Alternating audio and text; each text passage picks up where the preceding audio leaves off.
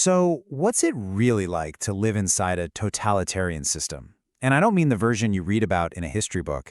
I mean the day-to-day reality, the choices, the fears, the little compromises people make. Today, we're going to go deep, and I mean deep, inside the anatomy of fascism, and we'll be using a really powerful novel as our guide.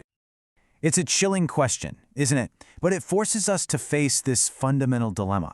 When the state wants total control over everything, what do you, as an individual, actually do? And look, this isn't just some dusty historical puzzle.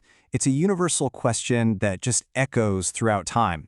And, it's still deeply relevant for people living under oppressive regimes right now, today.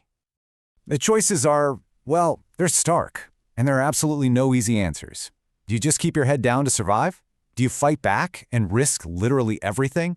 Or, and this is the scary part, do you slowly, maybe without even realizing it, become another gear in the very machine you used to fear?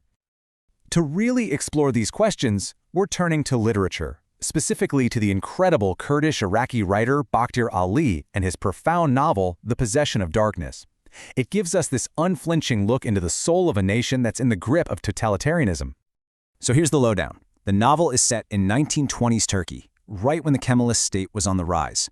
And the whole focus back then was creating this single, monolithic national identity.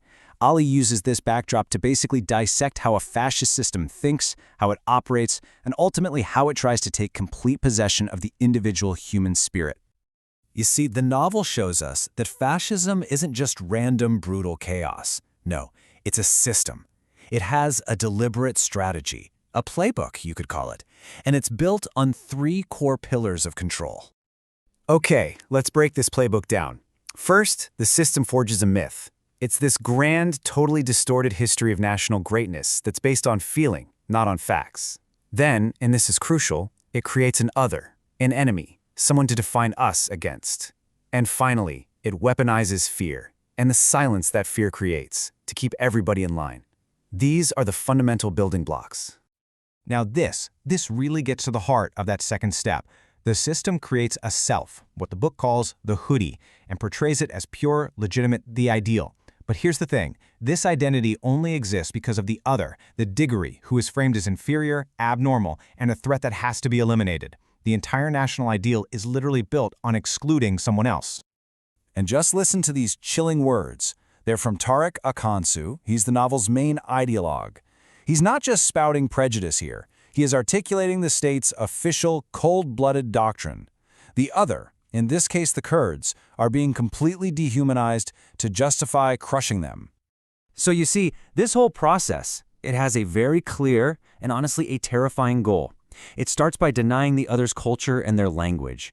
Then it moves to ostracizing them. But the ultimate objective is their total elimination. This is a political strategy, not just some social bias. But how does a system like this actually work? I mean, it doesn't run on its own. It needs people. It needs ordinary citizens to become its functionaries, its cogs in the machine. And the novel just masterfully shows how this happens, not through some mustache-twirling evil, but through corruption, compromise, and plain old fear. Let me tell you about Kubra and Sami. They start out as these young, idealistic doctors. They come back to Turkey with all these revolutionary dreams, They want to help build a better world. And this quote, this is where their story just takes this tragic turn. They get a job signing off on the sanity of prisoners right before they're executed. At first, they're horrified, but slowly that horror fades. The atrocity just becomes paperwork. The act of killing is normalized into just another administrative task. And their ideals, they're hollowed out, one signature at a time. And it's not just the idealists who get corrupted, right? Let's talk about a character named Ali Esen. He represents the millions of people who just comply. He's a government official, and his entire identity is wrapped up in the state.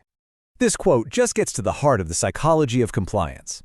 Ali Esen's biggest fear isn't the state's violence, it's the emptiness he would feel without the state. The system has so completely defined who he is that he can't even imagine an existence outside of it.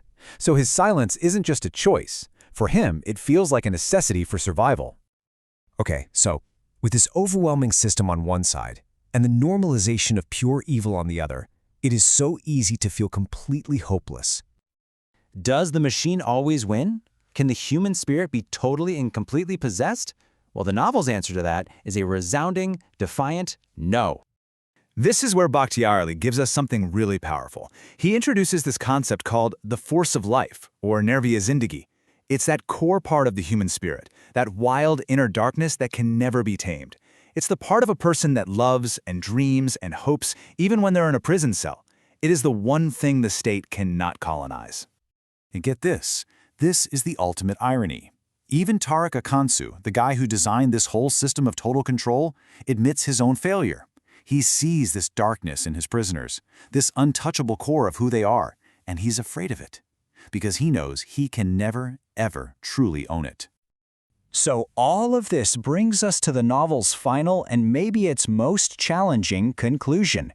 It moves beyond just the mechanics of the system and puts the focus right back on the individual.